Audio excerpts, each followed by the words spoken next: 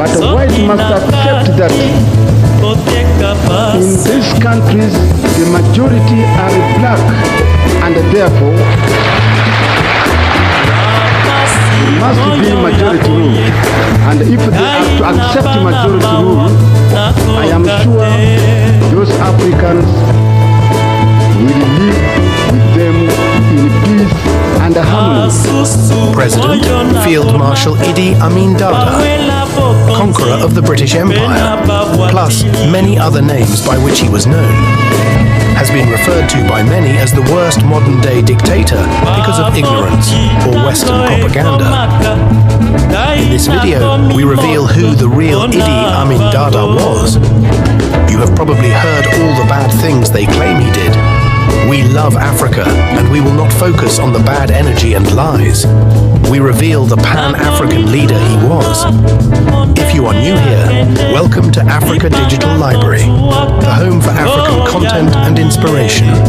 Kindly support the channel by subscribing, sharing the video and commenting, letting us know your thought about Idi Amin. So, let's get started. Idi Amin Dada was and remains the only Ugandan president who had no bank account outside Uganda.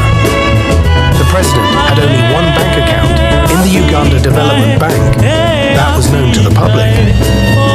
One of the poor leader in the world, and my intention is to work for my people, but not for me.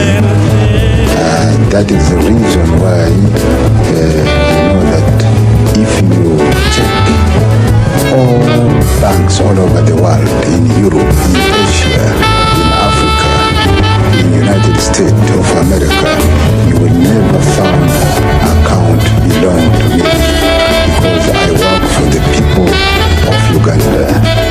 Amin was a nationalist who had Uganda at heart. Under his watch, Uganda was able to construct a number of national assets, including 8 permanent embassy houses outside Uganda. The famous Uganda House in London, where the Consulate of Uganda in London is today housed, was one of his brainworks. Unfortunately, those who came in his shoes sold out these national assets. Being the soldier he was, Amin preferred simplicity, always moving around the country in his jeep with limited escort. A total contrast of the so-called democratic leaders Uganda has today. Between 1951 to 1960, President Idi Amin Dada was the light heavyweight boxing champion. Being a sportsman himself, Amin invested in sports through different avenues, providing financial and morale support. In fact, during his tenure, John Akebua won the first ever gold medal in the history of Uganda in 1972 in the Munich Olympics, and the Uganda national football team qualified for Africa Cup of Nations in 1978. Since then, the Cranes have never been any luckier. During his regime, corruption had no room of existence. The corrupt were either detained or executed. Additionally, the office of the president had a hotline that could be called at any time, and Idi Amin himself answered that line.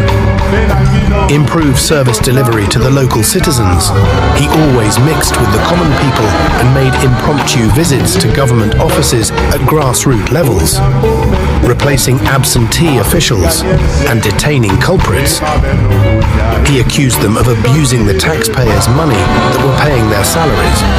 If I go sometime even in the Ministry of Defense, I will not find even some commanders there in their offices. I know this. I've been telephoning several times, checking with them, I can't find. If I found you not to attend cabinet 3 times without reason, you are out of government. During his rule, the government of Uganda owned many enterprises, like the Uganda Electricity Board, Uganda Development Bank, Uganda Coffee Marketing Board, Commercial Bank of Uganda, Uganda Food and Beverage Company, Pepsi-Cola, and many others. This were, however, sold by the government and the money shared amongst a few corrupt officials. Idi Amin Dada was the first president to encourage women empowerment in Uganda. Duty of the woman is the housewoman. He knows how to keep house very well. If he can do that, let me make first examination, appoint women to be the managers of hotel. If he's well educated, he has got that brain, he's determined, he can look after the hotel very well. I want to see a woman, international hotel, very big one. Must be woman Ugandans, and I know they can do it, and you as a minister, you must back them completely. If you find any man trying to not to obey the order and everything, you can punish that person. To him, if women were able to manage homes, they needed to be appointed hotel managers.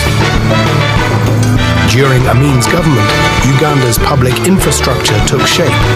He built the new Mulago National Referral Hospital, the National Conference Centre, now Serena Hotel, and he also built the first satellite in Mpoma Mukono to connect Uganda to the world. Plus a number of military barracks. In fact, most of the infrastructural developments in Uganda today are mere renovations and upgrades of what Idi Amin Dada did. One of the most misinterpreted scenarios in Uganda's history was Idi Amin's decision to expel Asians from Uganda. Since independent, actually Uganda is not yet independent, I will say that. Even when the British handed over on the 9th of October 1962, the Uganda is still not yet independent.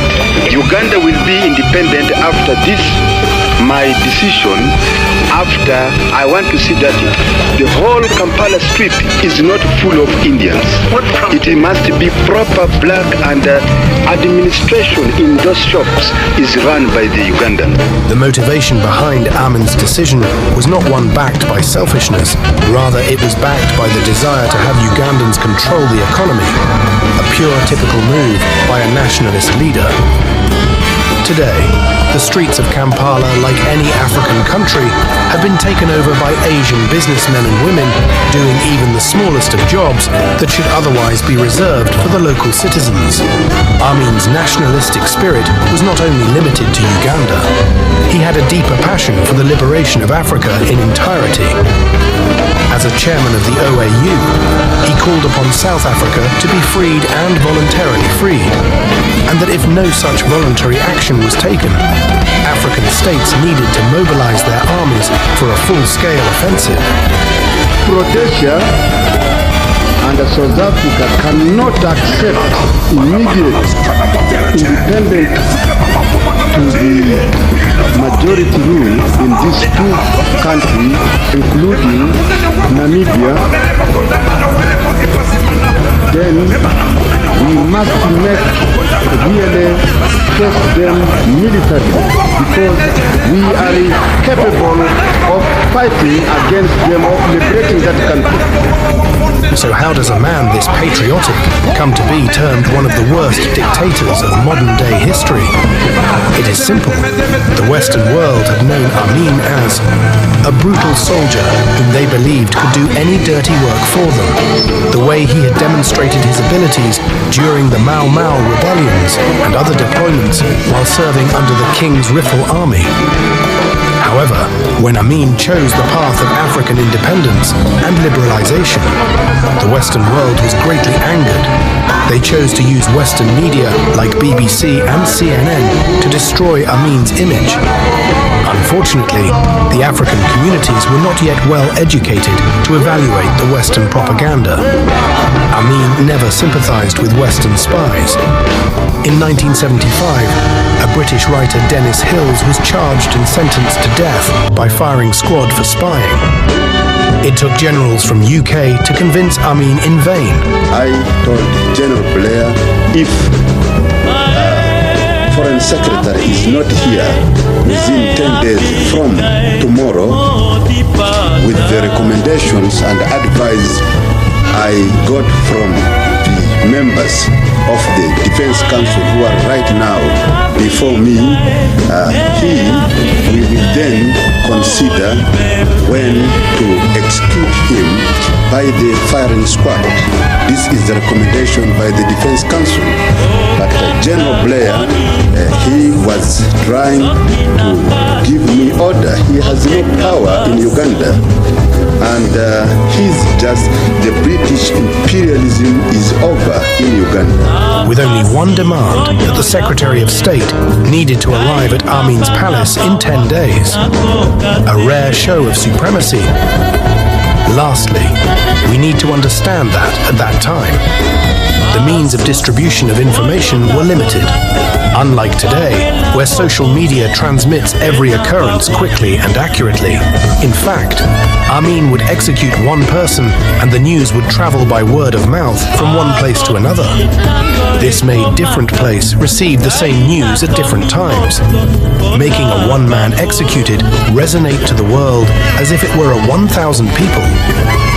In fact, the so-called democratically elected leaders of Africa today are killing more of their citizens than Amin killed. But because they are coating with Western powers, their names are never featured as dictators. We hope this video helps you understand Idi Amin Dada better.